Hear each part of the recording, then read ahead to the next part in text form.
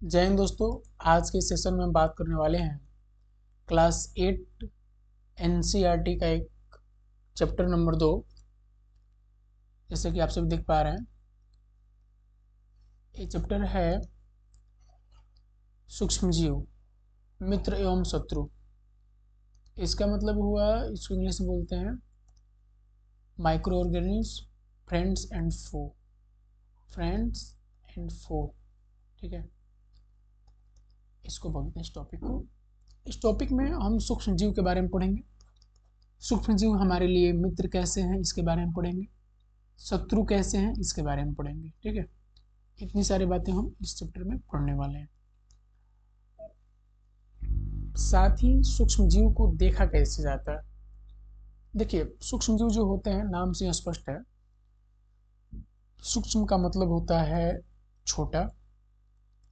सूक्ष्म का मतलब क्या होता है? छोटा होता है। और जीव का मतलब होता है जंतु, ठीक है, यानी छोटा जंतु, छोटा जीव।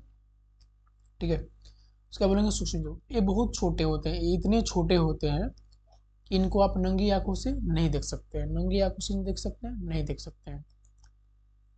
तो इनको देखने के लिए जो है, इनको देखने के लिए एक यंत्र बनाया गया जिससे इनको हम देख सकते हैं। उस यंत्र का नाम क्या है? सूक्ष्मदर्शी। क्या नाम है?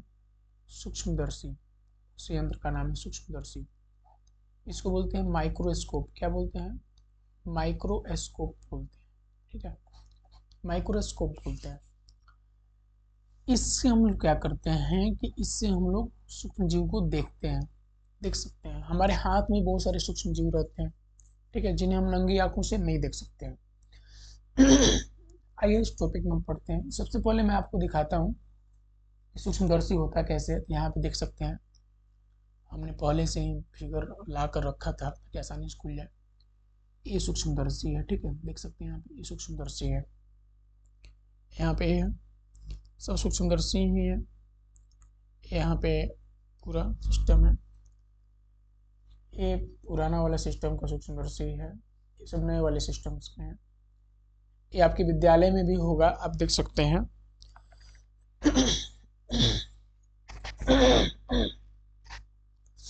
हाँ, तो मैं आगे बढ़ता हूँ और यहाँ पे देख सकते हैं कि देखिए बच्ची देख रही है। यहाँ पे इस बच्ची को देखिए, देख रही है यहाँ पे।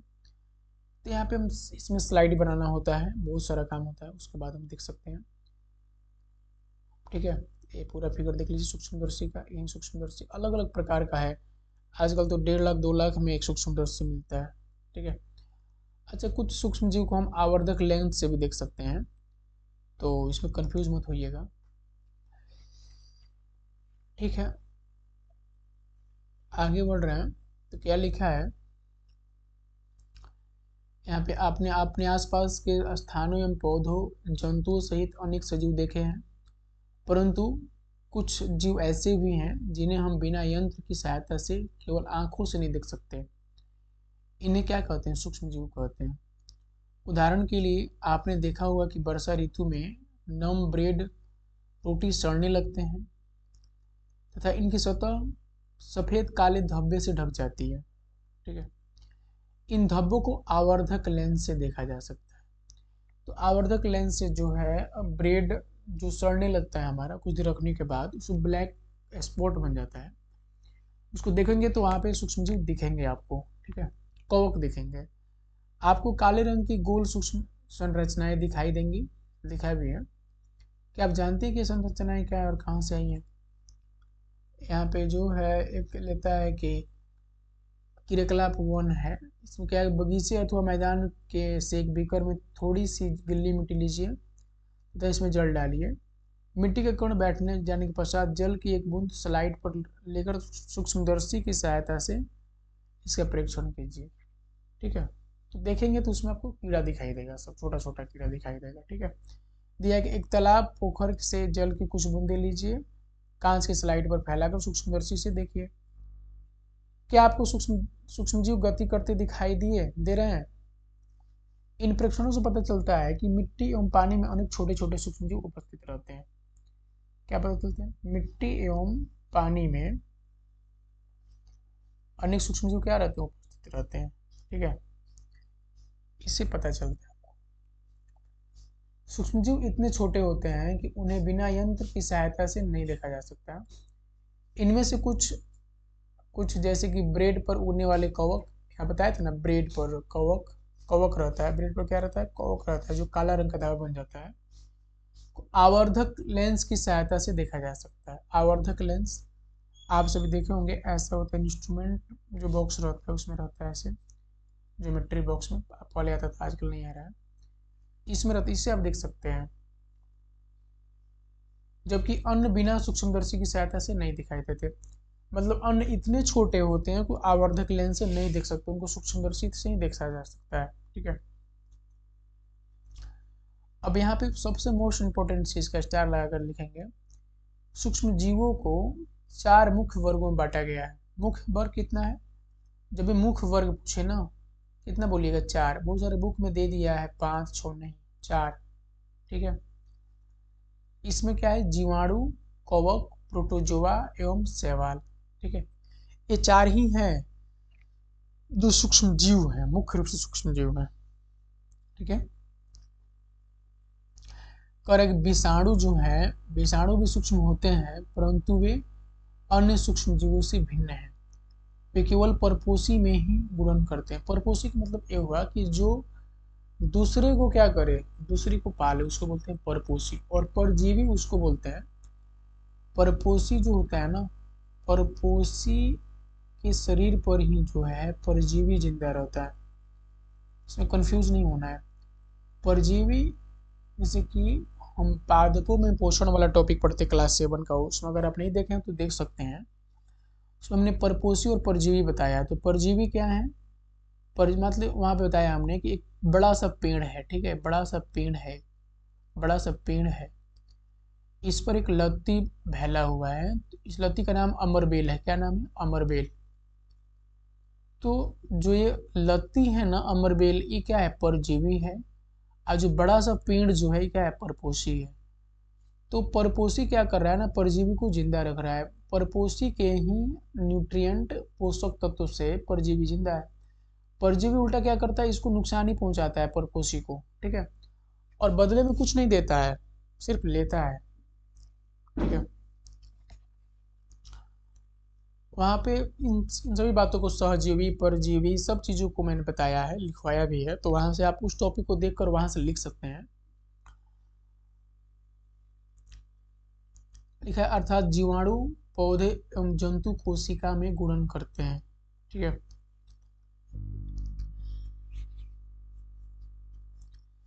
विषाणु जो हैं, कुछ सामान्य रोग जैसे कि जुकाम, इन्फ्लुएंजा और खांसी विषाणु से होते हैं। ठीक है, याद रखना है आपको, जुकाम, इन्फ्लुएंजा यानी फ्लू, और खांसी जो किससे होता है, विषाणु से होता है।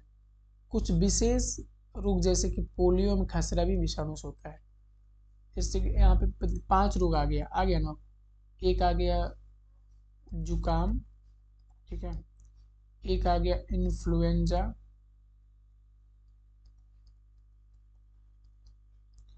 इन्फ्लुएंजा आ गया, खांसी आ गया, खांसी तो सब लोग परेशान होता है, खांसी आ गया, पोलियो, ठीक है, पोलियो आ गया, और विषाणु, सॉरी वैसे तो विषाणु से ही संबंधित है, और खसरा, क्या, खसरा, और जो है खसरा।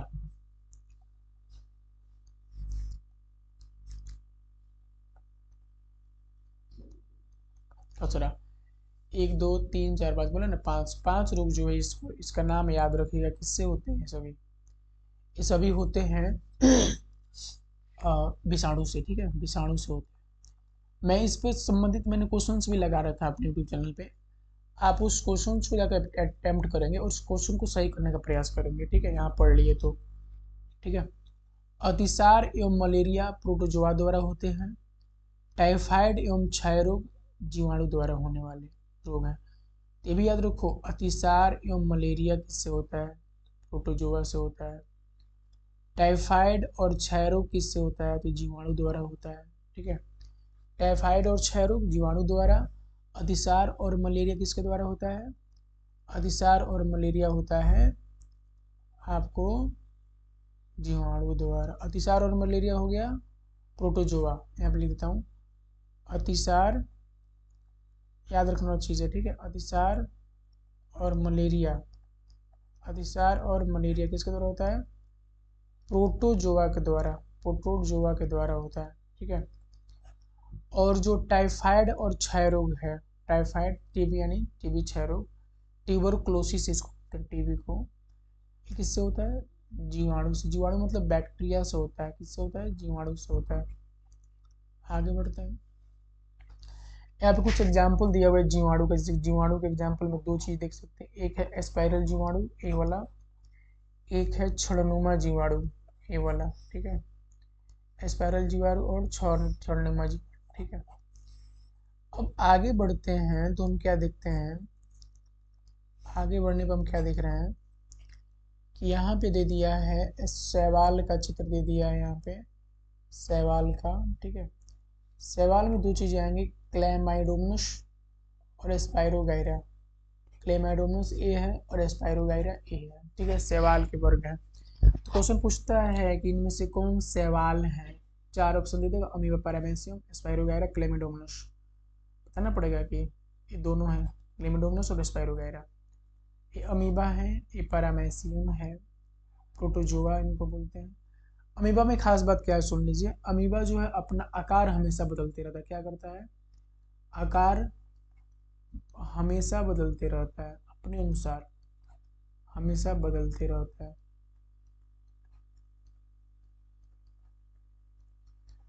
और इनमें जो होता है ये इसको बोलते हैं स्यूडोपोडिया, ठीक है, झूठा पैर इसको बोलते हैं। और यहाँ से भोजन निकल लेते हैं, ठीक है। तो यहाँ ऐसे ऐसे बनाएंगे, यहाँ भोजन बीच में आएगा, फिर दोनों सट जाएगा और भोजन अंदर रह जाएगा, डाइजेस्ट हो जाएगा अंदर जाके, ठीक है। तो ये सब भोजन करते हैं अमीबा, एकदम आकार बदलने में एकदम मास्टर माइंड है अमीबा। पैरामीशियम, इनका जो आकार होता है चप्पल के आकार देख सकते हैं, चप्पल जैसा है। तो पूछेगा कि किस प्रोटोजोआ का आकार चप्पल जैसा होता है, तो बोलेंगे पैरामीशियम, ठीक है। कवक में आते हैं तो कवक में जो है, कवक में यहाँ पे देख सकते हैं कि तीन है, राइजोपस, ब्रेड मोल्ड भी बोलते हैं राइजोपस को, पेनिसिलियम और एस्परजिलस। ये जितना भी नाम है, मैं जहाँ पढ़ाता हूँ मैंने तो पूरा याद ही करवा दिया बच्चों को, मतलब रटवा दिया इस नाम को, कौन सा क्या है। तो क्योंकि थोड़ा सा कठिन नाम है तो आप याद करके देखेंगे, दो तीन बार बोलेंगे तो याद हो जाएगा, ऐसा मुझे विश्वास है। यहाँ विषाणु है, देखिए वायरस का फिगर यहाँ पे दिया हुआ है, वायरस का, विषाणु, इनका प्रोटीन, जैसे कोरोना वायरस में आप देखोगे कैसे रहता था, ऐसे ऐसे कुछ कुछ रहता था, ठीक है, उनका प्रोटीन था, वैसे ए है। इनमें खास बात क्या है विषाणु में, अब मैंने बताया भी है, अभी बता देता हूँ फिर से।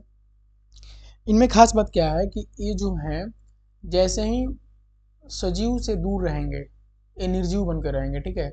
और जैसे ही कोई इनको सजीव मिल जाएगा ये बन जाएंगे सजीव, ठीक है। सूक्ष्मजीव कहाँ रहते हैं, ये क्वेश्चन है, सूक्ष्मजीव कहाँ रहते हैं। तो लिखा है कि सूक्ष्मजीव एक कोशिकीय हो सकते हैं, बहुकोशिकीय भी। एक कोशिकीय का मतलब होता है एक गो कोशिका होगा, ठीक है। बहुकोशिकीय का मतलब होगा कि एक से ज्यादा कोशिकीय होगा, जैसे कि जीवाणु और शैवाल, प्रोटोजोआ, ये सब क्या है, एक कोशिकीय जीव हो सकते हैं। बहुकोशिकीय में कैसे कि कई शैवाल एवं कवक, कुछ शैवाल जो है एक कोशिकीय होते हैं, कुछ शैवाल बहुकोशिकीय होते हैं।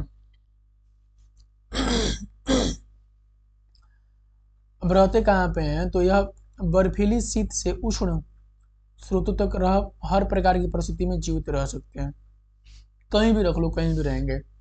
यह मरुस्थल दलदल में भी पाए जाते हैं, मनुष्य सहित सभी जंतुओं के शरीर के अंदर भी पाए जाते हैं। मतलब कहाँ नहीं रहते हैं बताओ, हर जगह रहते हैं भाई। कुछ सूक्ष्मजीव दूसरे सजीवों पर आश्रित रहते हैं, जैसे हमने बताया आपको, एक कौन था, वायरस। जबकि कुछ अन्य स्वतंत्र रूप से पाए जाते हैं। अमीबा जैसा सूक्ष्मजीव अकेला रह सकता है, जबकि कवक एवं जीवाणु समूह में रहते हैं। कॉक जीवाणु कैसे रहते हैं? समूह में रहते हैं। अमीबा अकेले रह सकता है, अमीबा में एक खास बात है। अब आते हैं सजीव और हम, अगला टॉपिक है सजीव और हम कैसे रिलेटेड है। तो सजीवों की हमारे जीवन में महत्वपूर्ण भूमिका है। इनमें से कुछ हमारे लिए लाभदायक हैं तो कुछ हानिकारक तथा जीवों में रोग के कारक हैं। आइए हम विस्तार से इसका अध्ययन करते हैं। ठीक है, आते हैं, देखो क्या लिखा है। मित्रवत कैसे सूक्ष्म जीव हैं? सूक्ष्म जीव लिखा है कि सूक्ष्म जीव जो हैं विभिन्न कार्यों में उपयोग किए जाते हैं। इनका उपयोग दही, ब्रेड एवं केक बनाने में किया जाता है। आपको लिखना नहीं है, मैं जहाँ लिखना है वहाँ बता दे रहा हूँ आपको, ठीक है। यहाँ पे लिख लीजिए, सूक्ष्म जीव का उपयोग क्या? दही, ब्रेड एवं केक बनाने में किया जाता है। प्राचीन काल से ही सूक्ष्म जीव का उपयोग अल्कोहल बनाने में किया जा रहा है। इस चीज को लिख लेंगे। अल्कोहल बनाने में क्या उपयोग होता है? सूक्ष्म जीव। इसमें हम ईस्ट का उपयोग करते हैं। किसका करते हैं उपयोग? ईस्ट का। ईस्ट का उपयोग करते हैं इसमें अल्कोहल बनाने में, ठीक है। पर्यावरण को स्वच्छ रखने के लिए भी इनका उपयोग किया जाता है। पर्यावरण को स्वच्छ रखने के लिए ये भी एक इम्पोर्टेंट चीज है। उदाहरण के लिए कार्बनिक अवशिष्ट, सब्जियों के छिलके, जंतु अवशेष, विष्ठा इत्यादि का अपघटन जीवाणुओं द्वारा किया जाता है। मतलब सब्जी के छिलके सब कुछ हमने फेंक दिया, अब सड़ेगा, तो सड़ाएगा कौन? तो सूक्ष्म जीव ही तो सड़ाएंगे। जीवाणु क्या? सूक्ष्म जीव ही तो है। तथा हानि रहित पदार्थ बनते हैं, और इनसे जो पदार्थ बनेगा ना वो हानि रहित होगा, यानी खाद बन जाएगा। लिख रहा है कि जीवाणुओं का उपयोग औषधि उत्पादन एवं कृषि में मृदा की उर्वरता में वृद्धि करने में किया जाता है। इसे नाइट्रोजन स्थिरीकरण कहते हैं। मतलब क्या होता है कि नाइट्रोजन जो है वो सूक्ष्म जीव क्या करते हैं, वायुमंडल से लेकर और जमीन को दे देते हैं, ठीक है। फिर जमीन से वो नाइट्रोजन पौधों में जाता है, इससे पौधों का विकास होता है, तो मिट्टी की उर्वरता बढ़ता है। क्यों? वो भी तो इन्हीं की वजह से हुआ ना। तो ये सब फायदे हैं, इस चीज़ को लिख लीजिए। ऐसे इस पर क्वेश्चन भी है तो वहाँ मैं लिखवा दूंगा इस चीज़ को। दही और ब्रेड का बनना। हमने अपनी माँ को गर्म दूध में थोड़ा सा दही मिलाते हुए देखा, जिससे दही जम जाता है। हमें आश्चर्य हुआ ऐसा क्यों होता है। मतलब पहेली पूछ रही है ना कि जैसे दूध में दही क्यों मिलाते हैं, दही जमाने के लिए, की बात है। इसका आंसर यहाँ पे है, दही में अनेक सूक्ष्म जीव पाए जाते हैं जिनमें लैक्टोबैसिलस नामक जीवाणु प्रमुख है। देखिए लैक्टोबैसिलस जो है ना जीवाणु, इसका नाम पूछता है कि दही में कौन सा जीवाणु पाया जाता है, तो लैक्टोबैसिलस जीवाणु, ठीक है। जो दूध को दही में परिवर्तित कर देते हैं, और यहाँ से ही बनता है कि दूध में, दही में कौन सा अम्ल होता है, तो लैक्टिक अम्ल। कौन सा अम्ल होता है? लैक्टिक अम्ल होता है। लैक्टिक अम्ल होता है, ठीक है। वह दूध में जनन कर उसे दही में परिवर्तित कर देता है, ठीक है। जीवाणु पनीर, अचार एवं अनेक खाद्य पदार्थों के उत्पादन में सहायक है। रावा, इडली एवं भटूरे का एक महत्वपूर्ण संघटक दही है। क्या आप अनुमान लगा सकते हैं ऐसे क्यों? जीवाणु एवं मिष्ट चावल के आटे के किण्वन में सहायक होते हैं, जिससे इडली एवं डोसा बनता है। कुछ लगेगा कि इडली डोसा किसी जीवाणु के सहायता से बनता है, तो ईस्ट के सहायता से बनता है, ठीक है। किस मेथड से बनता है, तो किण्वन की सहायता से बनता है, ठीक है। किण्वन मेथड से बनता है, ये बात याद रखेंगे। किण्वन मेथड, किण्वन मेथड से क्या बनता है? इडली एवं डोसा बनता है।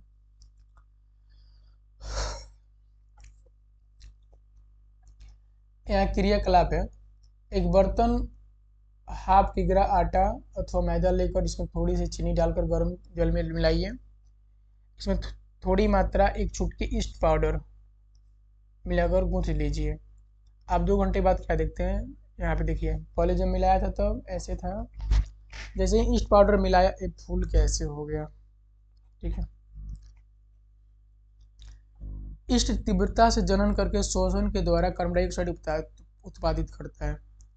ईस्ट क्या करता है? तीव्रता से जनन करके शोषण के दौरान कार्बन डाइऑक्साइड उत्पादित। हमने रेस्पिरेशन टॉपिक में पढ़ाया था सब क्लास में कि शोषण 2 प्रकार का होता है। एक होता है एरोबिक रेस्पिरेशन, एक होता है एनएरोबिक, वायवीय अवायवीय।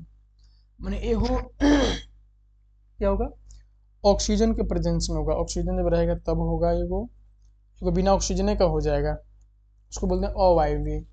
ये जो है ना ये बिना ऑक्सीजन का होता है लगभग, ठीक है। और इसमें कार्बन डाइऑक्साइड बनता है।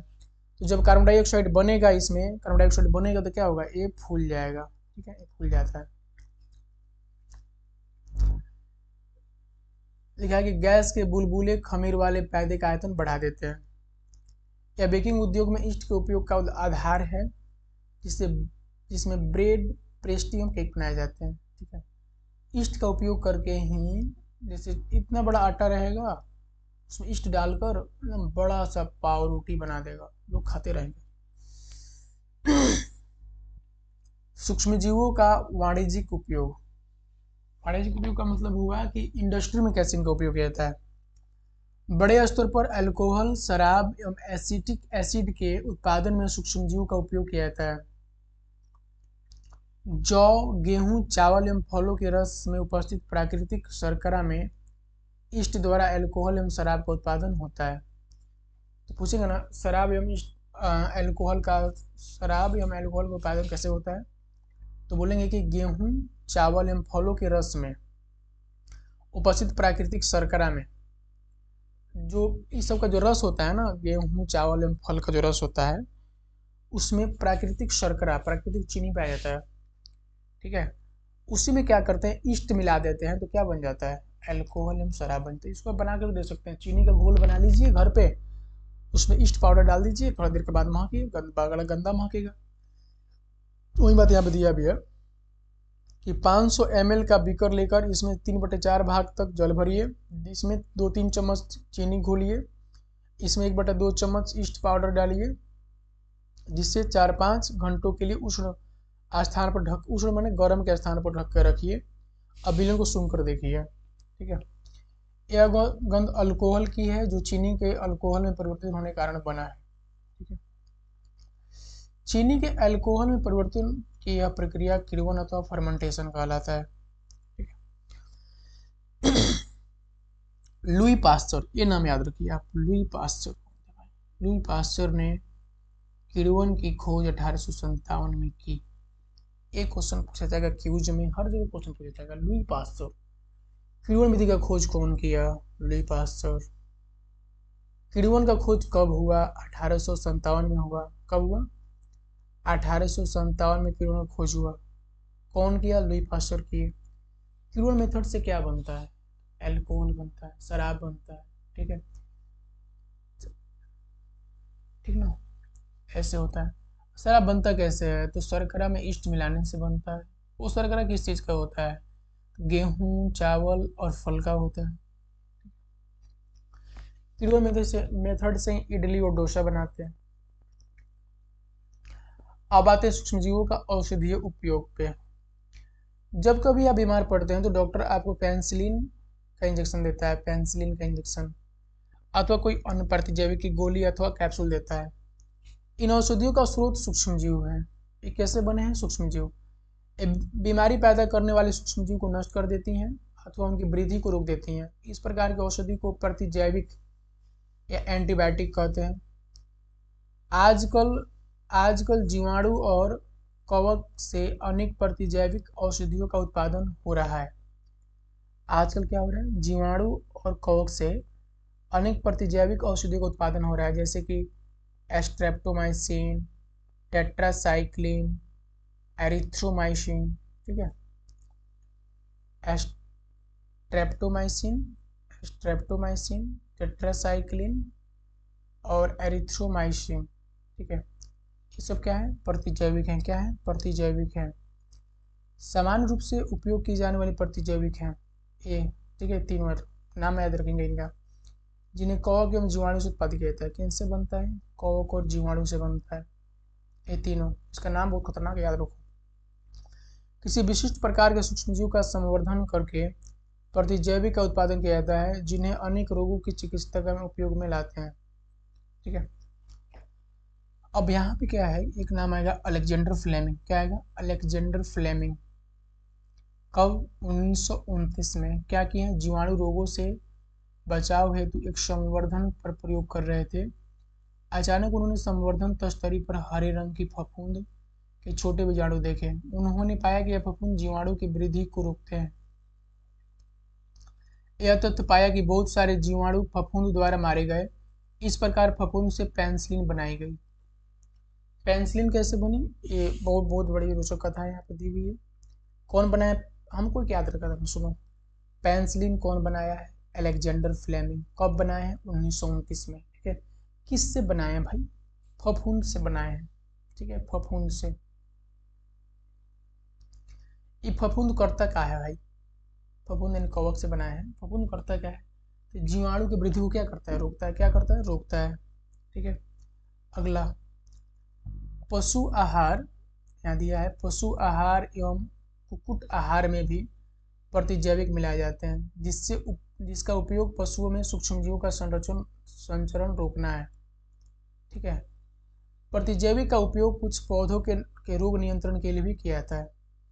ठीक है, ध्यान रखना चाहिए कि डॉक्टर की सलाह पर ही प्रतिजैविक दवाई लेनी चाहिए। ये बात ध्यान रखिए। उस दवा का कोर्स भी पूरा होना चाहिए। यदि आप प्रतिजैविक उस समय लेंगे जब उसकी आवश्यकता नहीं है, तो अगली बार जब आप बीमार होंगे और आपको प्रतिजैविक की आवश्यकता होगी तो वह उतनी प्रभावी नहीं होगी। इसके अतिरिक्त अनावश्यक रूप से ली गई प्रतिजैविक शरीर में उपस्थित उपयोगी जीवाणु भी नष्ट कर देती है। सर्दी जुकाम एवं फ्लू में प्रतिजैविक प्रभावशाली नहीं है। सर्दी जुकाम एवं फ्लू में प्रतिजैविक लेना है, नहीं लेना है, क्योंकि यह रोग विषाणु द्वारा होता है। ठीक है, मतलब कह रहा है ना कि प्रतिजैविक जब भी लें डॉक्टर की सलाह से लें। ठीक है, जितना डोज है उतना लें, नहीं तो मान लीजिए डोज से कम ले लिए। ठीक है, और फिर बाद में जब लेंगे ना तो काम ही नहीं करेगा प्रतिजैविक, कुछ भी कर लीजिए काम ही नहीं करेगा। फिर पूरा डोज भर लीजिए और डॉक्टर के सलाह पर लीजिए। ठीक है, और अगर कुछ नहीं है तो बिना काम का प्रतिजैविक मत लीजिए। अब वैक्सीन और टीका क्या कहलाता है, शिशु एवं बच्चों को टीका लगाया जाता है, पूछ रहा है, पहले पूछ रही है। जब रोग कारक सूक्ष्मजीव हमारे शरीर में प्रवेश करते हैं तो उनसे लड़ने के लिए हमारा शरीर प्रतिरक्षी उत्पन्न करता है। शरीर को यह भी स्मरण रहता है कि वही सूक्ष्मजीव अगर हमारे शरीर में पुनः प्रवेश करता है तो उसे किस प्रकार लड़ा जाए। अतः यदि मृत अथवा निष्क्रिय सूक्ष्मजीव को स्वस्थ व्यक्ति के शरीर में प्रविष्ट कराया जाए तो शरीर की कोशिकाएं उसी के अनुसार लड़ने के प्रतिरक्षी उत्पन्न करके रोग कारक को नष्ट कर देती है। यह प्रतिरक्षी हमारे शरीर में सदा के लिए बनी रहती है तथा रोग कारक सूक्ष्मजीव से हमारी सदा के लिए सुरक्षा होती है। मतलब जैसे कि ऐसे ही कोरोना में भी हुआ था ना, कोरोना में क्या किया गया, मरा हुआ कोरोना वायरस को बॉडी के अंदर डाल दिया गया। इससे क्या हुआ कि बॉडी जो हमारा है वो कोरोना वायरस के प्रति लड़ने के लिए एक्टिव हो गया, सक्षम हो गया लड़ने के लिए। फिर क्या किया गया, फिर अब जब भी कोरोना वायरस आएगा हमारे शरीर में मारेगा तो हमारा शरीर तो उसके लिए पहले से तैयार है, तो क्या करेगा, कोरोना वायरस को मार देगा, तो हमको इन्फेक्शन नहीं होगा। यहाँ पे जो टीका वैक्सीन कार्य करता है, हैजा, क्षय, चेचक तथा हेपेटाइटिस जैसी अनेक बीमारियों को वैक्सीन द्वारा रोका जा सकता है। एडवर्ड जेनर नाम का एक आया, चेचक के लिए 1798 में चेचक के टीके की खोज की। चेचक के टीका का खोज कौन किया, एडवर्ड जेनर। कब किया, 1758 में। किस चीज़ का किया, चेचक का। कौन किया, एडवर्ड जेनर किया। इस चीज़ को आप याद रखेंगे, इस बहुत ही स्टार वाला बात है, इसको आप याद रखेंगे। ठीक है, अलेक्जेंडर फ्लेमिंग, लुईस पास्टर, तीन नाम आया, लुईस पास्टर, अलेक्जेंडर फ्लेमिंग और एडवर्ड जेनर। आपके बचपन में आपको भी अनेक रोगों से रक्षा करने के लिए टीके वैक्सीन दिए गए होंगे। क्या आप इन रोगों की सूची तैयार कर सकते हैं, इसके लिए आप माता पिता के मतलब कह रहा है कि आप जिस बीमारी से तंग हुए थे बचपन में अपने माँ पापा से पूछकर उसका एक सूची बनाइए, कौन कौन सी बीमारी आपको हुआ था, बुखार, टाइफाइड, हई हो तो उसके बारे में। सभी बच्चों को इन रोगों से सुरक्षा की आवश्यकता है। आवश्यक टीके निकट के अस्पताल में उपलब्ध होते हैं। बच्चों को पोलियो से बचाने के लिए अपने टेलीविजन और समाचार पत्रों में पोलियो के टीकाकरण के विज्ञापन देखे होंगे। पल्स पोलियो ड्रॉप बच्चों को दिया जाने वाला वास्तव में एक टीका है। और ड्रॉप क्या है, टीका है। मतलब सुई लगाएंगे तब टीका नहीं होगा। ठीक है, ड्रॉप भी उतना डेवलप कर लिया गया कि ड्रॉप के रूप में टीका को ला दिया गया। और चेचक के विरुद्ध विश्वव्यापी अभियान चलाया गया, जिसके परिणाम स्वरूप विश्व के अधिकांश भागों से चेचक का उन्मूलन हो गया। आजकल सूक्ष्मजीवों से टीके का उत्पादन बड़े स्तर पर किया जाता है, जिससे मनुष्य एवं अनेक जंतुओं को अनेक रोगों से बचाया जाता है। ठीक है। मिट्टी की उर्वरता में वृद्धि। कुछ जीवाणु एवं नीले हरे शैवाल, कुछ जीवाणु में राइजोबियम आता है। क्या आता है? राइजोबियम सबसे फेमस है जीवाणु। नीले हरे शैवाल वायुमंडलीय नाइट्रोजन का स्थिरीकरण कर सके। देखिए, नाइट्रोजन के स्थिरीकरण का मतलब ये है कि नाइट्रोजन को हवा से लेकर जमीन में उस रूप में डाल देना जिस रूप में पौधे उनको ग्रहण कर सकते हैं, यही नाइट्रोजन स्थिरीकरण है। ठीक है। इस बात को मैं लिखवाया भी हूँ, तो इससे यहाँ भी बता दिया। इस प्रकार मृदा में नाइट्रोजन का संवर्धन मतलब बढ़ जाता है तथा उसकी उर्वरता में वृद्धि होती है। इन्हें सामान्यतः जैविक नाइट्रोजन स्थिरीकारक कहते हैं। यहाँ देखिए, नाइट्रोजन स्थिरीकारक साइनोबैक्टीरिया एवं नीले हरे शैवाल। यहाँ पे पर्यावरण का शुद्धिकरण। आपने विद्यालय के माली को देखने के पश्चात पहली बूझों और दूसरे विद्यार्थियों ने घरों और बगीचों से पत्तियों और फल सब्जियों का कचरा एकत्र करके उसके निपटान के लिए बनाए गए गड्ढे में डाला। कुछ समय बाद इसका विघटन होने से यह खाद में परिवर्तित हो गया। पहली और बूझो जानना चाहते हैं कि यह किस प्रकार का हो सकता है। दिया है कि 2 गमले लेकर प्रत्येक को मिट्टी से आधा आधा भर दीजिए, इन्हें ए एवं बी चिन्हित कीजिए। एक गमले में पौधे का कचरा भर दीजिए, दूसरे गमले बी में पॉलीथीन की थैली, कांच की खाली बोतल एवं प्लास्टिक के टूटे खिलौने इत्यादि भर दीजिए बी में। क्या होगा? गमला वाला ए वाला जो होगा वो सड़ उड़ के खाद बन जाएगा, बी वाला जैसा का है वैसा ही रह जाएगा। ये लिखा है भैया कि क्या आपको दोनों गमले की वस्तुओं में कोई अंतर दिखाई देती है? यदि हाँ तो क्या अंतर परिलक्षित होता है? आप देखेंगे कि गमला ए के पादप अवशिष्ट का अपघटन हो गया है। अपघटन माने सड़ गया है। ये कैसे हुआ? सूक्ष्मजीवों द्वारा पादप अपशिष्ट का अपघटन कर उसे खाद में बदल दिया गया। कौन किया काम? ही सूक्ष्मजीव किए। कौन किया? सूक्ष्मजीव किए। इस प्रकार से में बने पोषक पौधों द्वारा पुनः उपयोग किए जाते हैं। ठीक है। क्या आपने ध्यान दिया कि गमला बी के पॉलीथीन की थैली, कांच की खाली बोतलों एवं खिलौनों के टूटे हुए टुकड़ों में इस प्रकार का परिवर्तन नहीं हुआ? सूक्ष्मजीव उन पर क्रिया करके खाद में परिवर्तित नहीं कर सकते। किनको? प्लास्टिक को। आप अक्सर बड़ी मात्रा में मृत जीवों को सड़ते हुए पादप एवं कभी कभी सड़ते हुए जंतुओं के रूप में भी देखते हैं। आप देखते हैं कि कुछ समय बाद वह विलुप्त हो जाते हैं। इसका मुख्य कारण क्या है? सूक्ष्मजीव मृत जैविक अवशिष्ट का अपघटन करके उन्हें सरल पदार्थों में परिवर्तित कर देते हैं।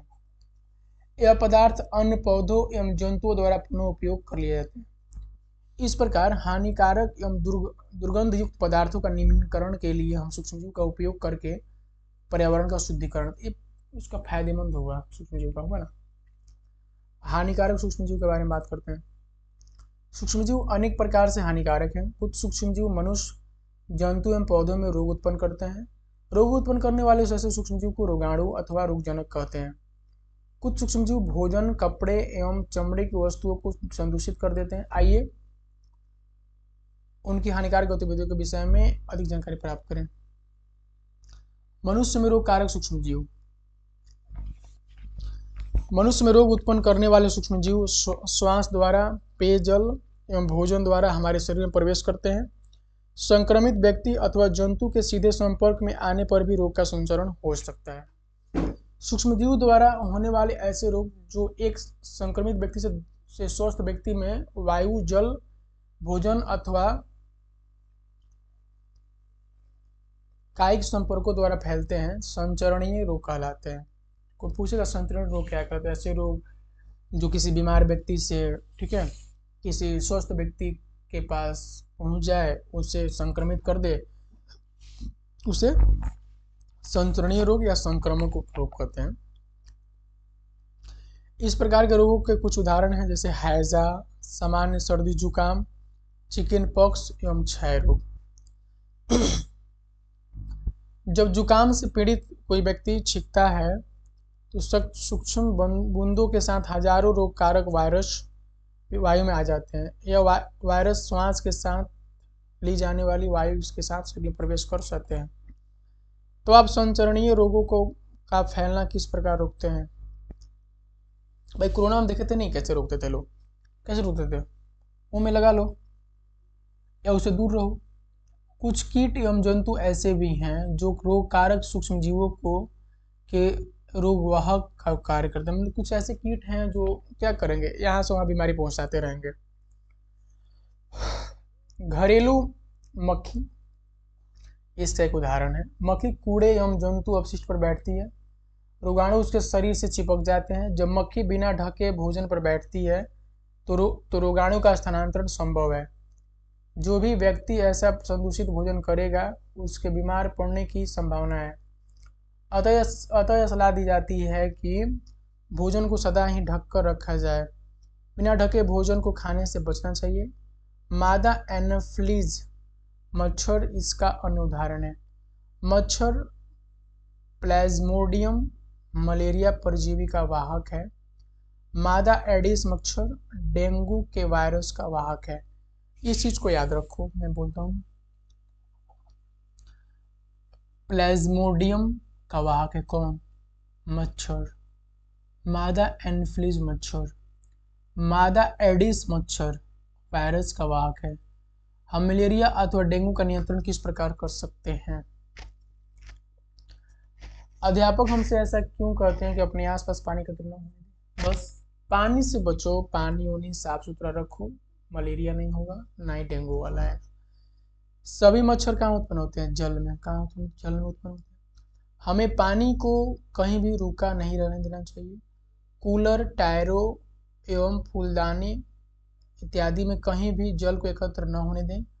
अतः अपने आसपास के स्थानों को स्वच्छ एवं शुष्क रखकर हम मच्छरों को पैदा होने से रोक सकते हैं। ऐसे उपायों की सूची बनाने का प्रयास करें।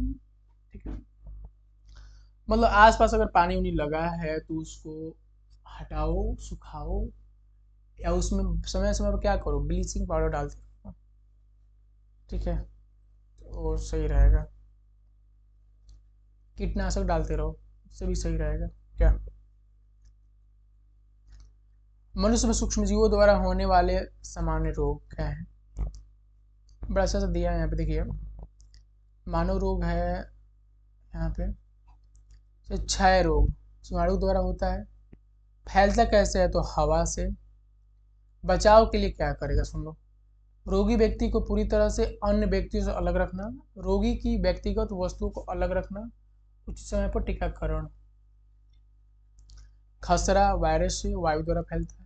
चिकन पॉक्स वायरस से वायु एवं सीधे संपर्क से फैलता है। पोलियो वायरस से वायु एवं जल द्वारा फैलता है। ये सब याद रखना है आपको, जान लीजिए बाबू, सब याद रखना है आपको। हैजा जीवाणु जल भोजन द्वारा फैलते हैं। बचाव क्या करेंगे? व्यक्तिगत स्वच्छता एवं अच्छी आदतों को अपनाना, भली भांति पक्के भोजन, उबलता पेयजल एवं टीकाकरण। ठीक है। टाइफाइड जीवाणु से होता है, जल द्वारा फैलता है। हेपेटाइटिस ए वायरस से होता है, जल द्वारा फैलता है। उबले हुए पेयजल का प्रयोग करें, टीकाकरण कराएं। मलेरिया प्रोटोजोआ से होता है, ठीक है, मच्छर के द्वारा फैलता है। इसमें क्या? मच्छरदानी का प्रयोग, मच्छर भगाने वाले रसायन का प्रयोग, कीटनाशक का छिड़काव एवं मच्छर के प्रजनन रोकने के लिए जल को किसी भी स्थान पर एकत्रित न रहने देना। आप देखते हो जनरली जब बाढ़ आता है ना, बाढ़, तब जाकर जो है बहुत सारा बीमारी फैलता है। बाप रे। मनुष्य में होने वाले कुछ सामान्य रोग, उनके फैलने तथा रोकने के कुछ उपाय तालिका दूसरे लेख में दर्शाएगा। जंतु में रोग कारक जीवाणु। अनेक सूक्ष्मजीव केवल मनुष्य एवं पौधों में ही रोग के कारक नहीं है, वरन वे दूसरे जंतुओं में भी रोग उत्पन्न करते हैं।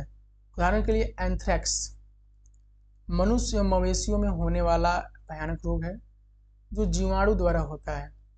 गाय में खुर एवं मुंह का रोग वायरस द्वारा होता है। ठीक है,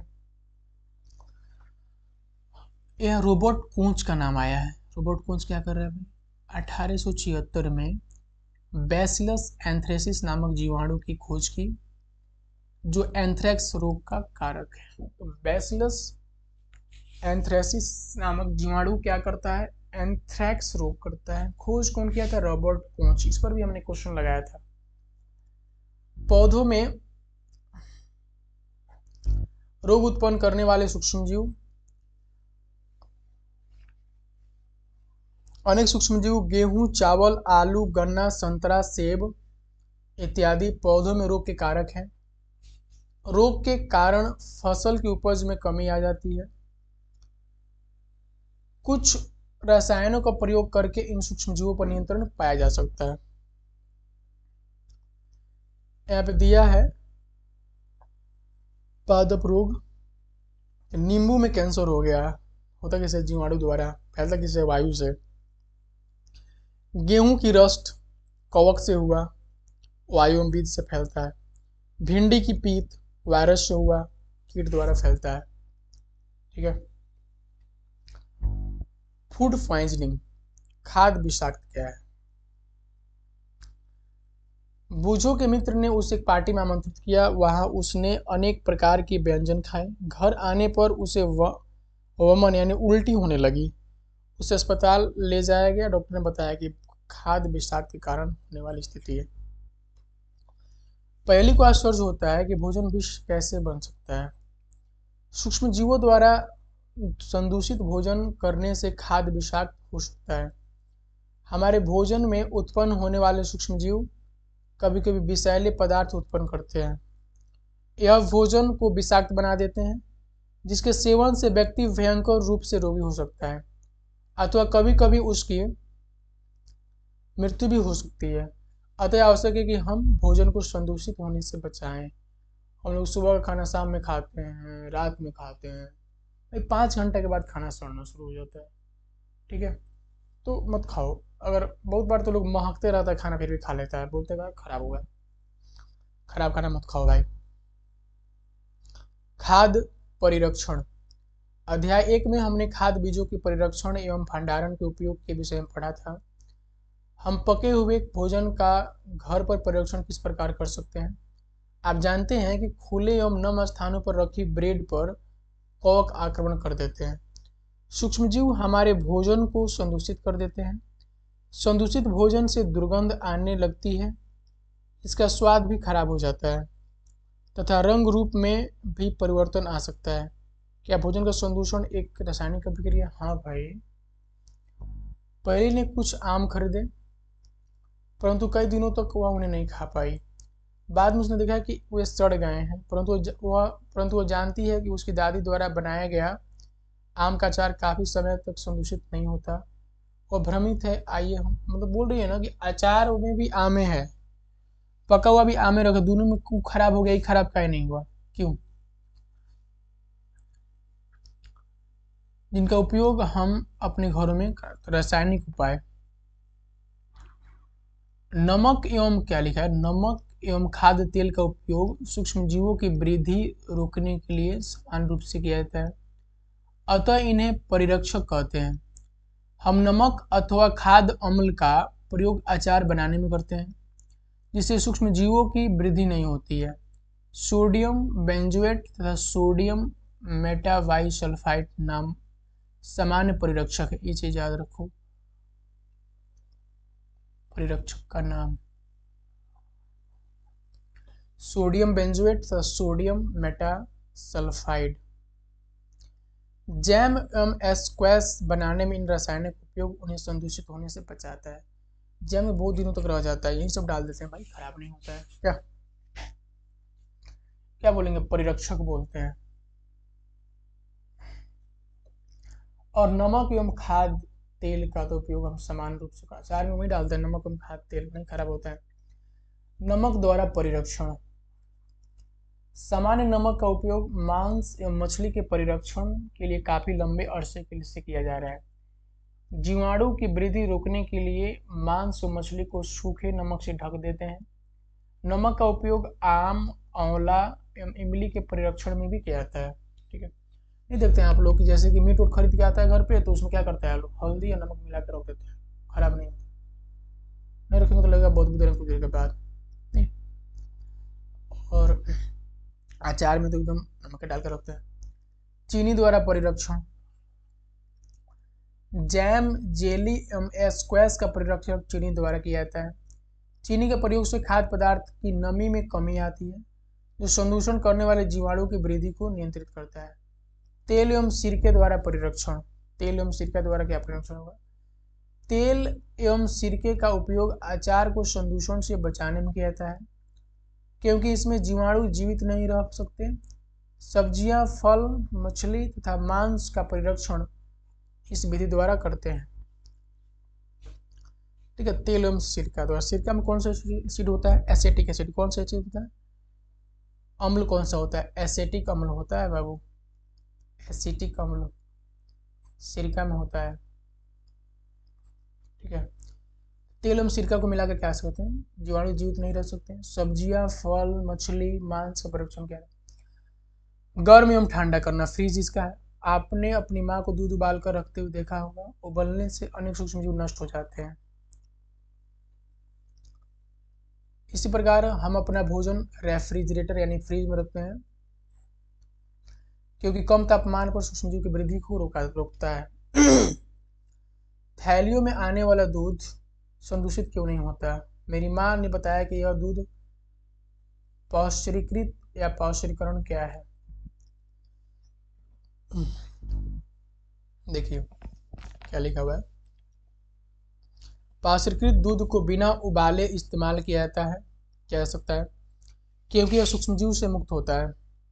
इसके लिए दूध को 70 डिग्री सेल्सियस पर 15 से 30 सेकेंड के लिए गर्म करते हैं, फिर एकाएक ठंडा कर उसका भंडारण कर लेते हैं। ऐसा करने से सूक्ष्मजीवों की वृद्धि रुक जाती है। इस प्रक्रिया की खोज लुई पास्चर नामक वैज्ञानिक ने की थी, इसलिए इसे पाश्चरीकरण कहते हैं। तो पाश्चरीकरण इसका नाम क्यों है समझ में आ गया? क्योंकि लुई पास्चर ने खोज की थी। इसमें करते क्या है, दूध को 70 डिग्री सेल्सियस पर 15 से 30 सेकेंड तक गर्म करते हैं, फिर रख देते हैं। ठीक है, खराब नहीं होता इससे। भंडारण एवं पैकिंग, आजकल मेवे तथा सब्जियां भी वायुरोधी सील किए गए पैकेट में ऐसे बेचे जाते हैं, इससे सूक्ष्मजीवों से सुरक्षा होती है। पैकिंग कर दोगे तो भी उसमें हवा नहीं आएगा, सूक्ष्मजीव नहीं आएंगे। नाइट्रोजन स्थिरीकरण क्या है? राइजोबियम जीवाणु के बारे में पढ़ा है, जो लेग्यूम पौधों दलहन में नाइट्रोजन स्थिरीकरण में सहायक होते हैं। स्मरण कीजिए, राइजोबियम लेग्यूम पौधों की ग्रंथियों में रहते हैं, जैसे सेम और मटर जो एक सहजीविता है। कभी कभी तड़ित विद्युत द्वारा भी नाइट्रोजन का स्थिरीकरण होता है, यानी तड़ित विद्युत द्वारा भी नाइट्रोजन का स्थिरीकरण हो जाएगा, तड़ित विद्युत द्वारा। ठीक है, परंतु आप जानते हैं कि नाइट्रोजन की मात्रा वायुमंडल में स्थिर रहती है।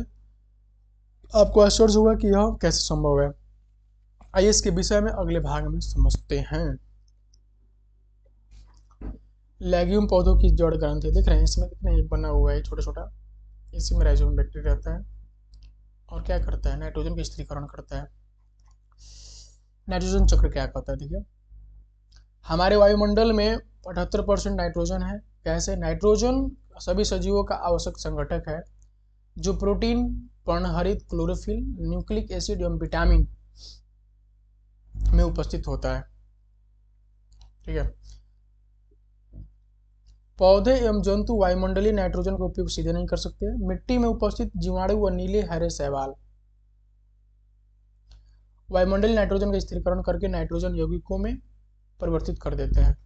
जब नाइट्रोजन इस प्रकार जब नाइट्रोजन इस प्रकार उपयोगी यौगिकों में परिवर्तित हो जाती है, पौधे इसका उपयोग मिट्टी में से जड़ तंत्र द्वारा करते हैं। इसके पश्चात अवशोषित नाइट्रोजन का उपयोग प्रोटीन एवं अन्य यौगिकों के संश्लेषण में करते हैं। पौधों पर निर्भर करने वाले जंतु उनसे प्रोटीन एवं अन्य नाइट्रोजनी यौगिक प्राप्त करते हैं। ठीक है, एक और है कि नाइट्रोजन कैसे स्थिरीकरण होता है, ये बात बता रहा है कि जीवाणु द्वारा होता है, क्या शैवाल, नीले हरे शैवाल द्वारा होता है, राइजोबियम बैक्टीरिया द्वारा होता है, उसके बाद से तड़ित द्वारा होता है, जब तड़ित गिरता है तो उससे भी होता है। ठीक है, दिया तड़ित विद्युत द्वारा होता है।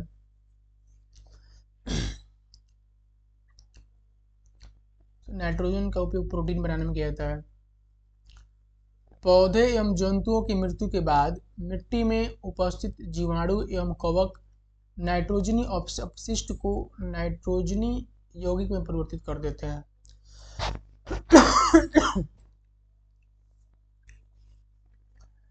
जो पौधों द्वारा पुनः उपयोग किया जाता है। कुछ विशिष्ट जीवाणु नाइट्रोजनी यौगिक को नाइट्रोजन गैस में परिवर्तित कर देते हैं, जो वायुमंडल में चली जाती है। परिणामतः वायुमंडल में नाइट्रोजन की मात्रा लगभग स्थिर रहती है। नाइट्रोजन चक्र देख सकते हैं आप, वायुमंडलीय नाइट्रोजन है, यहाँ पे वायुमंडल में नाइट्रोजन है।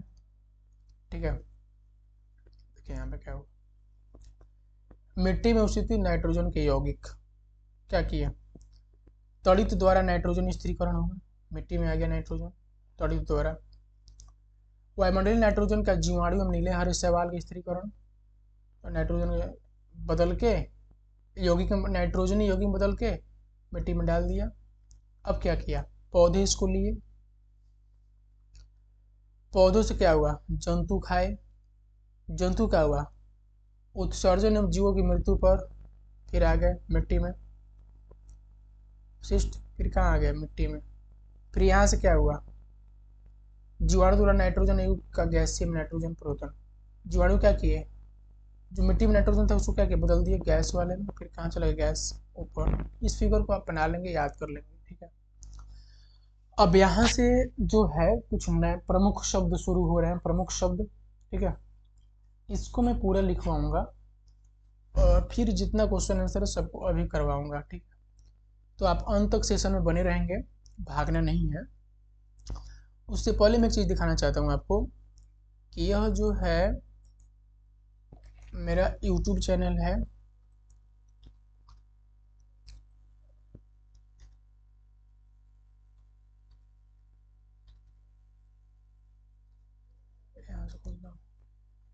यह जो है मेरा YouTube चैनल है। ठीक है, खुल रहा है, अभी टाइम लग रहा है।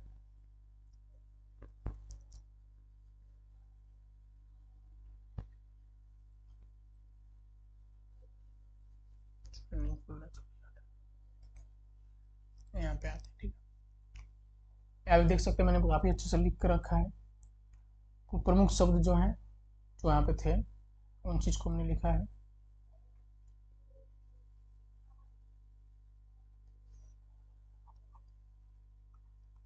सवाल क्या है, पहला ही है, इस चीज़ को आप लिखेंगे अच्छा से कॉपी में, मैंने बड़ा अच्छा से सजाया, देख लीजिए। सवाल एक विधिक समूह है, ठीक है, जिसमें प्रकाश संश्लेषण यूकैरियोटिक जीव शामिल है। देखिए यूकैरियोटिक जीव का मतलब होता है ऐसे जीव जिनका अगर एक कोशिका है ना, इसमें जो नियंत्रक केंद्रक रहता है, ठीक है, इस केंद्रक का झिल्ली मौजूद हो, इसको बोलते हैं यूकैरियोटिक। और एक कोशिका रहेगा, यहाँ पे केंद्रक रहेगा, लेकिन झिल्ली रहेगा नहीं, झिल्ली रहेगा, क्या बोलते हैं, प्रोकैरियोटिक। प्रोकैरियोटिक कम डेवलप होते हैं, यूकैरियोटिक ज़्यादा डेवलप होते हैं। तो सवाल में कौन सा रहता है, यूकैरियोटिक जीव शामिल है, जो वास्तविक पौधे नहीं है लेकिन अपना भोजन स्वयं बना सकते हैं। क्यों, क्योंकि हरे होते हैं, इनमें क्लोरोफिल होता है, ये प्रकाश संश्लेषण करते हैं। ये आमतौर पर जलीय वातावरण में पाए जाते हैं, लेकिन नम मिट्टी और चट्टानों पर भी उग सकते हैं।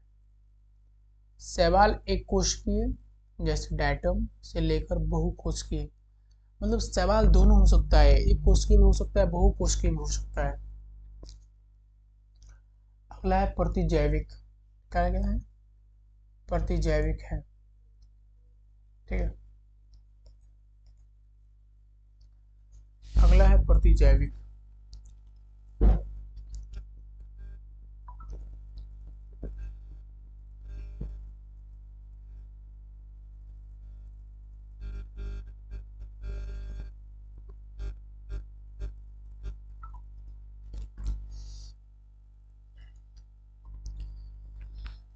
प्रतिजैविक क्या है देखिए, प्रतिजैविक यानी एंटीबायोटिक्स एक प्रकार के रसायन होते हैं जो सूक्ष्मजीवों, विशेष रूप से बैक्टीरिया को मारकर या उनके विकास को रोककर काम करते हैं। जब एंटीबायोटिक लगाओगे तो क्या करेगा? तो बैक्टीरिया को मार देगा, नहीं तो क्या करेगा? उनके प्रभाव को रोकेगा। इनका उपयोग जीवाणु संक्रमण के इलाज के लिए किया जाता है, जैसे कि एनीमिया, टाइफाइड एवं त्वचा संक्रमण जैसे रोग में इसका उपयोग करते हैं। प्रतिजैविक का उपयोग, एंटीबायोटिक का उपयोग। प्रतिरक्षी क्या है? प्रतिरक्षी यानी एंटीबॉडी एक प्रकार का प्रोटीन है जो शरीर में उत्पन्न होता है, विशेष रूप से प्लाज्मा कोशिकाओं द्वारा। इसका मुख्य कार्य शरीर को बीमारी से बचाना है या शरीर में प्रवेश करने वाले हानिकारक पदार्थों जैसे कि बैक्टीरिया, वायरस, अन्य रोगाणुओं को पहचान कर उनसे लड़ने में मदद करता है। जीवाणु क्या है? बैक्टीरिया एक प्रकार के सूक्ष्मजीव है जो एककोषीय होते हैं और दुनिया भर में पाए जाते हैं। ये प्रोकैरियोटिक जीव हैं, जिसका मतलब है कि इनमें कोशिका में एक अस्पष्ट नाभिक नहीं होती है। अभी पता है ना प्रोकैरियोटिक के बारे में। बैक्टीरिया कई तरह के आकार और रूपों में पाए जाते हैं और ये विभिन्न वातावरणों में जीवित रह सकते हैं, ठीक है। वाहक किसको बोलते हैं?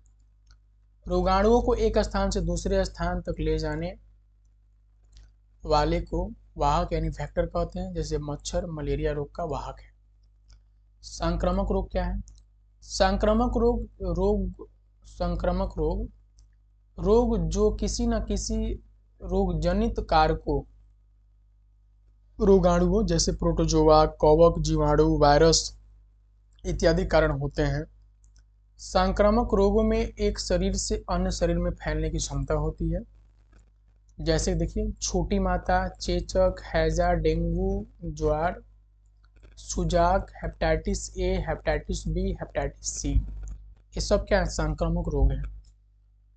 किण्वन विधि क्या है? बहुत इंपॉर्टेंट है, किण्वन विधि बहुत इंपॉर्टेंट, इसको तो याद ही कर लेना बाबू। एक जैव रासायनिक प्रक्रिया है इसमें सूक्ष्मजीव जैसे कि खमीर और बैक्टीरिया शर्करा को अम्ल, गैस या अल्कोहल में परिवर्तित करते हैं।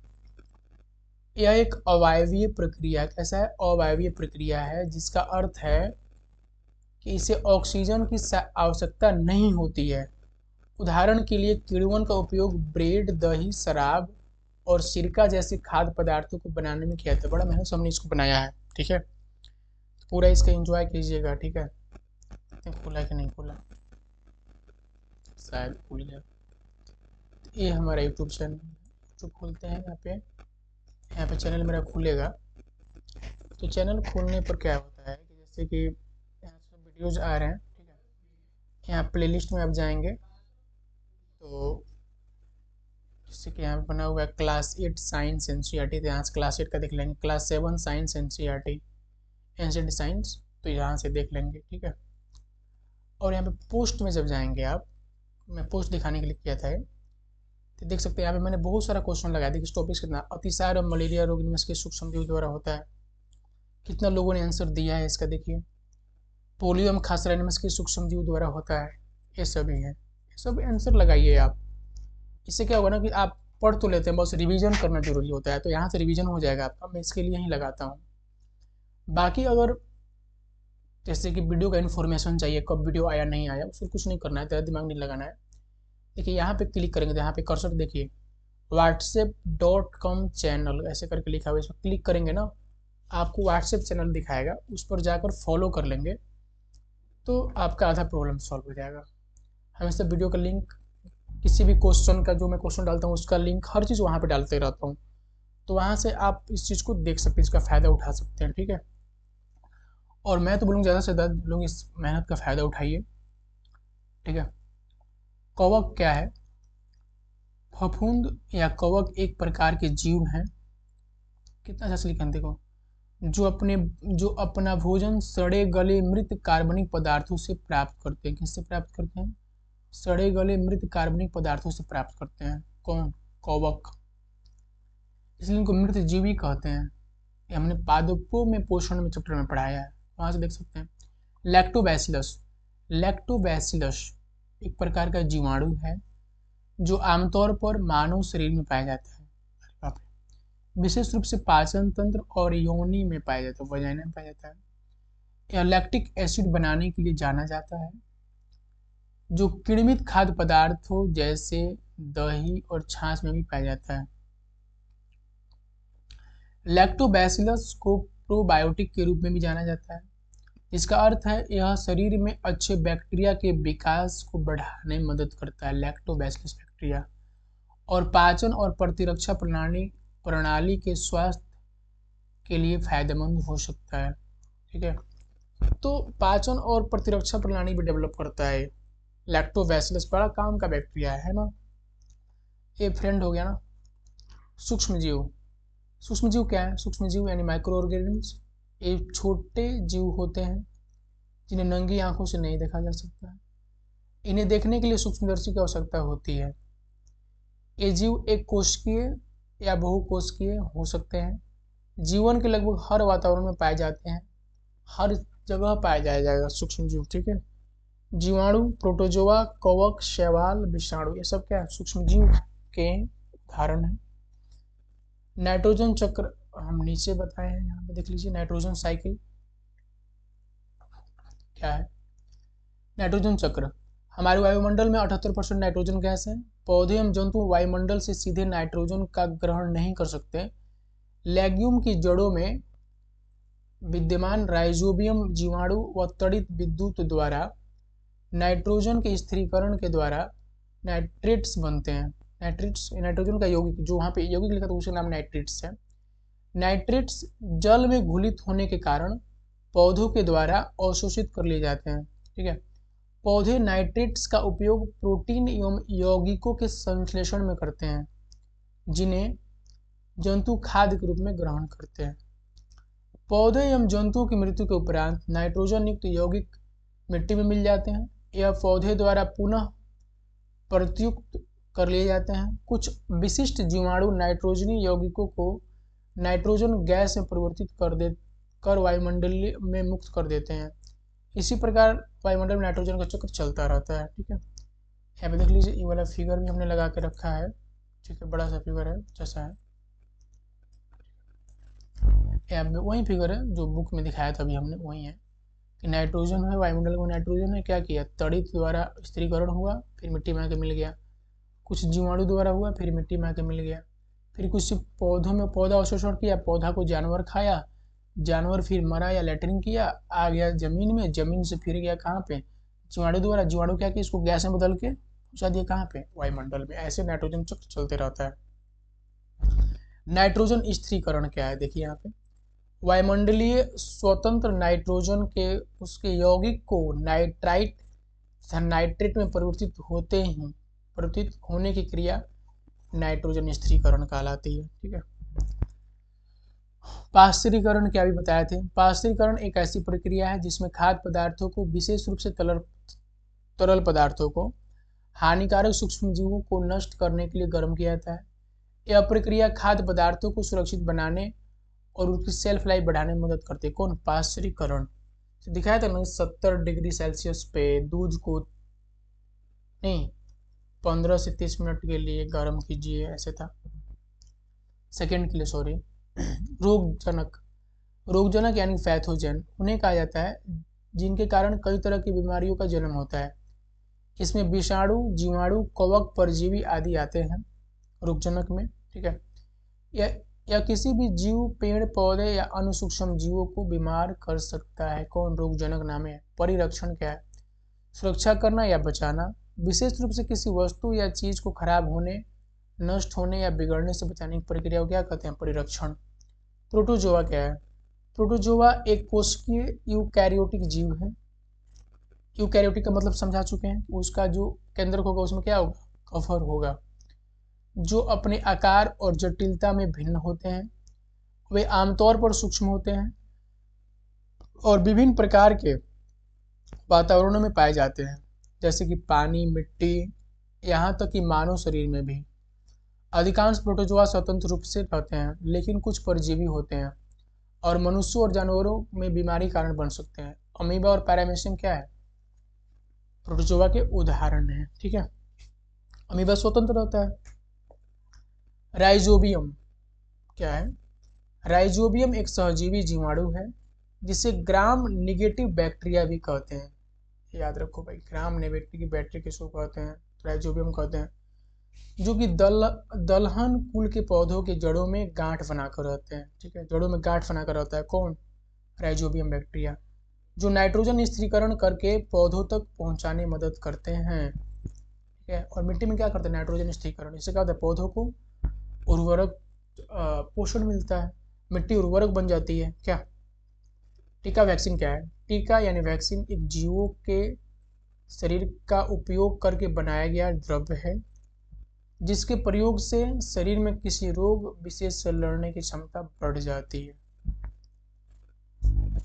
विषाणु क्या है? देखिए, हिंदी में विषाणु को वायरस कहा जाता है। नहीं, गलत है, ये गलत चीज़ है, यहाँ पे आ गया है। हिंदी में नहीं, अंग्रेजी में ना, अंग्रेजी में होगा। यहाँ पे जो होगा, हाँ, क्या होगा? अंग्रेजी में अंग्रेज टाइप करते हुए मिस्टेक हो गया, हमसे मिस हो गया मिस्टेक। ठीक है,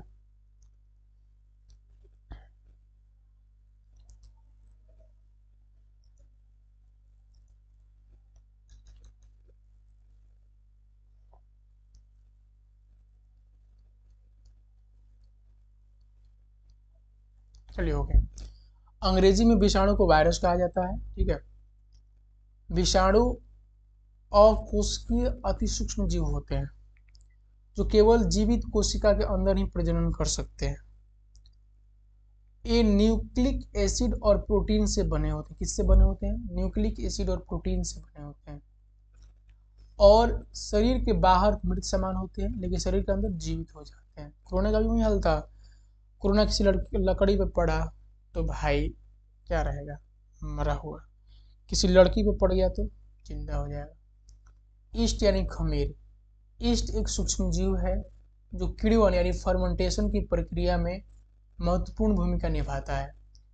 किण्वन के दौरान ईस्ट शर्करा को कार्बन डाइऑक्साइड और अल्कोहल में बदलता है।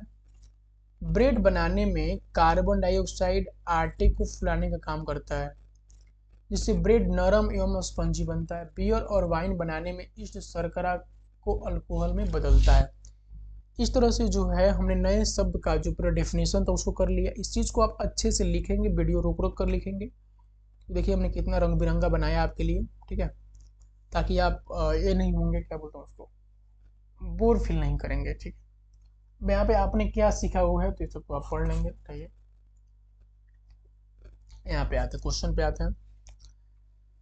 सूक्ष्म जीवों को किससे को सूक्ष्मदर्शी द्वारा सतह से देखा जा सकता है। नीले हरे शैवाल वायु से नाइट्रोजन का स्थिरीकरण करते हैं, जिससे मिट्टी की उर्वरता में वृद्धि होती है। अल्कोहल का उत्पादन ईस्ट से होता है, हैजा जीवाणु के द्वारा होता है।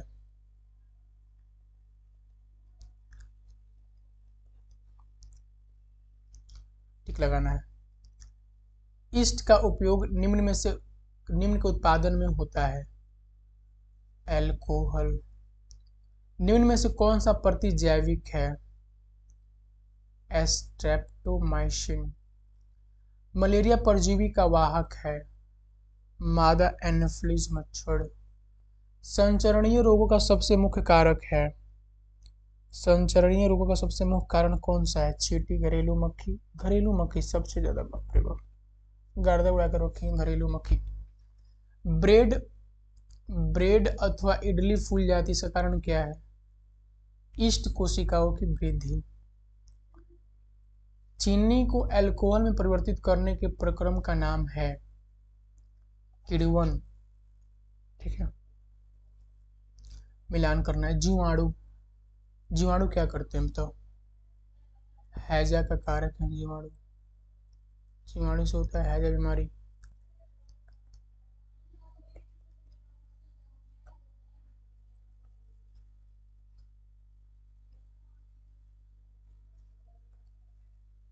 जीवाणु से क्या होता है? हैजा होता है। राइजोबियम नाइट्रोजन स्थिरीकरण करता है। लैक्टोबैसिलस दही को जमाता है। ईस्ट ब्रेड बनाता है। प्रोटोजोआ, प्रोटोजोआ क्या है? मलेरिया का कारक है ना, प्रोटोजोआ मलेरिया का कारक है। विषाणु एड्स होता है भाई। जीवाणु से क्या होता है? प्रतिजैविक का निर्माण होता है जीवाणु से।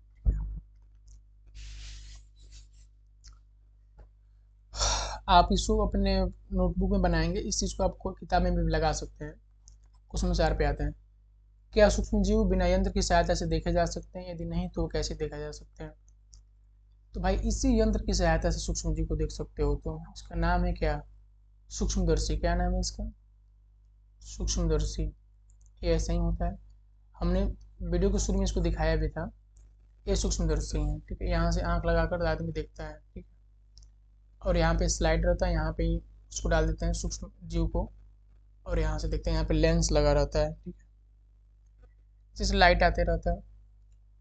सूक्ष्मजीव इतने छोटे होते हैं कि उन्हें बिना यंत्र की सहायता से नहीं देखा जा सकता। इनमें से कुछ जैसे कि ब्रेड पर उगने वाले कवक को आवर्धक लेंस की सहायता से देखा जा सकता है, जबकि अन्य बिना सूक्ष्मदर्शी की सहायता से दिखाई नहीं देते। ठीक है, यही कारण सूक्ष्मजीव कहते हैं। ठीक है, लेकिन जो है आप देख सकते हैं कि सूक्ष्मजीव को किसकी सहायता देख सकते हैं? सूक्ष्मदर्शी की सहायता से। ठीक है, तो आपको जवाब मिल गया आंसर। आगे बढ़ते हैं। अब क्वेश्चन नंबर 5 है, सूक्ष्म जीवों के मुख्य वर्ग कौन कौन से हैं? भाई 4 वर्गों में बांटा गया है, पढ़ाया था। जीवाणु, कवक, प्रोटोजोआ और शैवाल। यहाँ पे मैंने उसका फोटो भी लगा के रखा है। जीवाणु का 2 फोटो है, स्पाइरल और छड़ोनुमा। शैवाल का है क्लेमाइडोमोनास स्पाइरोगाइरा। प्रोटोजोआ का अमीबा पैरामेसियम। कवक का है राइजोपस पेंसिलियम एस्परजिलस। ठीक है, क्वेश्चन नंबर 6 पे आते हैं। वायुमंडलीय नाइट्रोजन का मिट्टी में स्थिरीकरण करने वाले सूक्ष्मजीवों के नाम लिखिए। ठीक है, तो वायुमंडलीय नाइट्रोजन सूक्ष्मजीव का नाम लिखना था।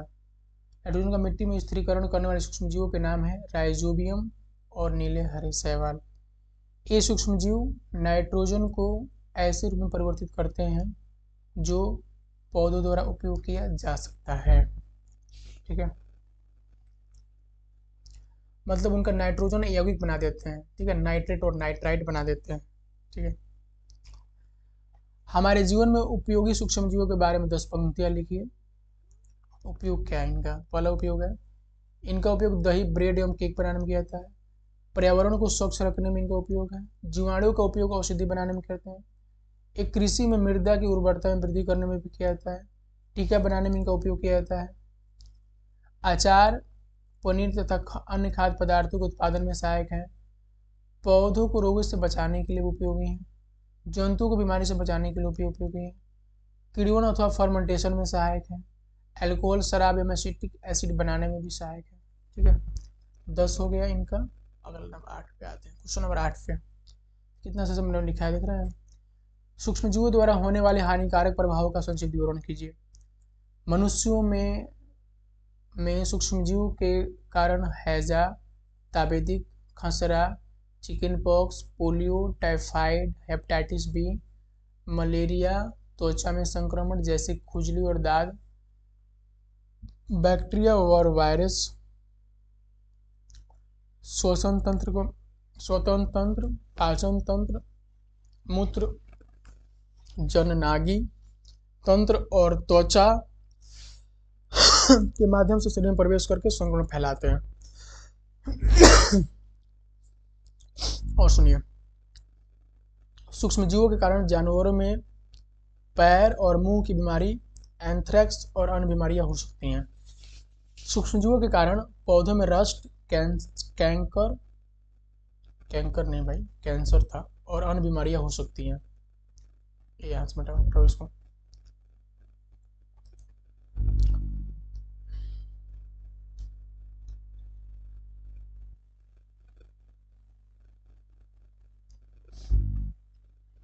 हो सकते हैं, ठीक है।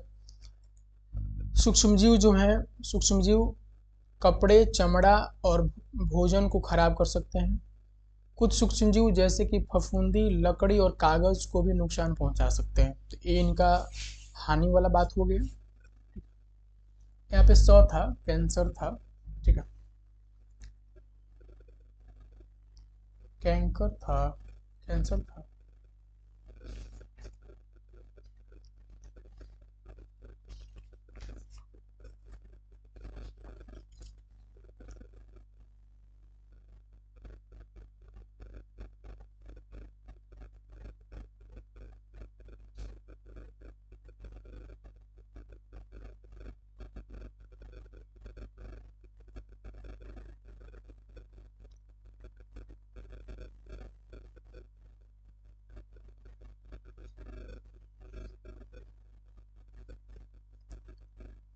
ठीक है, सब बुक से देख लेंगे, अक्सर कुछ पढ़ते हैं तो कैंसर था, कैंकर था, कंफ्यूज हो गया हूँ मैं खुद ही।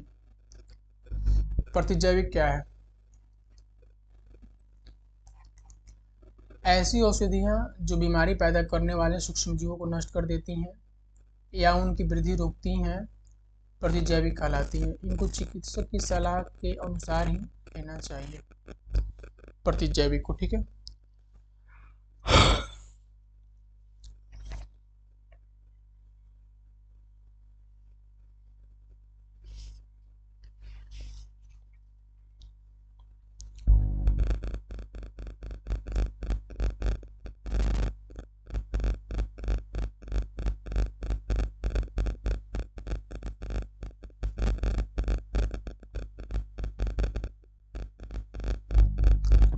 बाकी यहाँ पे आप बुक्स में देख लेंगे इस चीज़ को कि एक कैंसर है कि कैंकर है, क्या है, ठीक है। बाकी इसी के साथ आपका सेशन समाप्त होता है। अगर आपने वीडियो को अंतिम देखा है तो इसके लिए आपको थैंक्स मेरी तरफ से, ठीक है। और अभी तक आपने चैनल को सब्सक्राइब नहीं किया तो सब्सक्राइब कर लीजिए। बाकी वीडियो को लाइक और शेयर कर दीजिए ताकि कुछ लोग भी देख सकें और फायदा मिल सके उनको, ठीक है। अगर आपको अच्छा लगा हो तो इसी के साथ वीडियो का अंत कर देता हूँ मैं।